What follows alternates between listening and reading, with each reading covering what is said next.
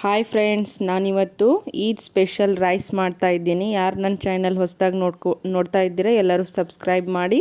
ಬನ್ನಿ ನಾವು ಈಗ ಈದ್ ಸ್ಪೆಷಲ್ ರೈಸ್ ಮಾಡೋಣ.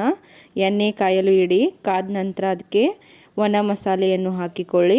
ನಂತರ ಅದಕ್ಕೆ ಹಸಿಮೆಣಸಿನಕಾಯಿ ಹಾಕಿ, ನಂತರ ಅದಕ್ಕೆ ಬಿರಿಯಾನಿ ಎಲೆ ಹಾಕಿ,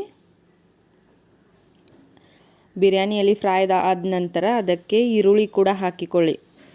ಈರುಳ್ಳಿ ಕೂಡ ಚೆನ್ನಾಗಿ ಫ್ರೈ ಆಗಬೇಕು. ಅದನ್ನು ಚೆನ್ನಾಗಿ ಮಿಕ್ಸ್ ಮಾಡಿಕೊಳ್ಳಿ.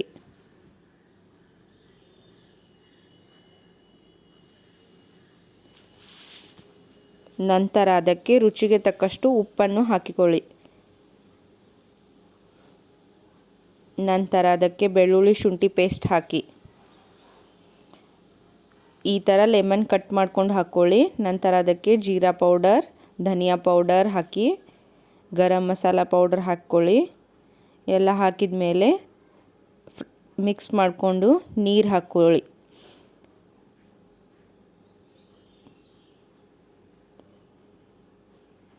ನಾವು ಅಕ್ಕಿ ಯಾವ ಮಾತ್ರೆಯಲ್ಲಿ ತೊಗೊಂಡಿರ್ತೀವೋ ಅದರ 2ರಷ್ಟು ನೀರು ಹಾಕ್ಕೋಬೇಕು.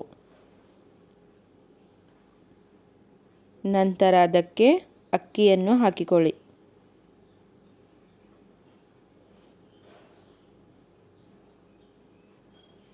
ಅಕ್ಕಿ ಹಾಕಿದ ಮೇಲೆ ಮುಚ್ಚಳವನ್ನು ಮುಚ್ಚಿ 3 ವಿಸಿಲ್ ತೆಗೆದುಕೊಳ್ಳಿ.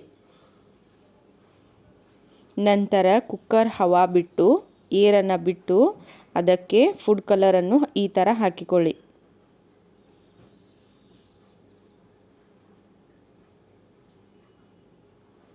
ನಂತರ ಮುಚ್ಚಳವನ್ನು ಮುಚ್ಚಿ. ಈ ಥರ ಬೆಂದಿರುತ್ತೆ. ಅದನ್ನು ಸರ್ವಿಂಗ್ ಬೌಲ್ಗೆ ಸರ್ವ್ ಮಾಡ್ಕೊಳ್ಳಿ.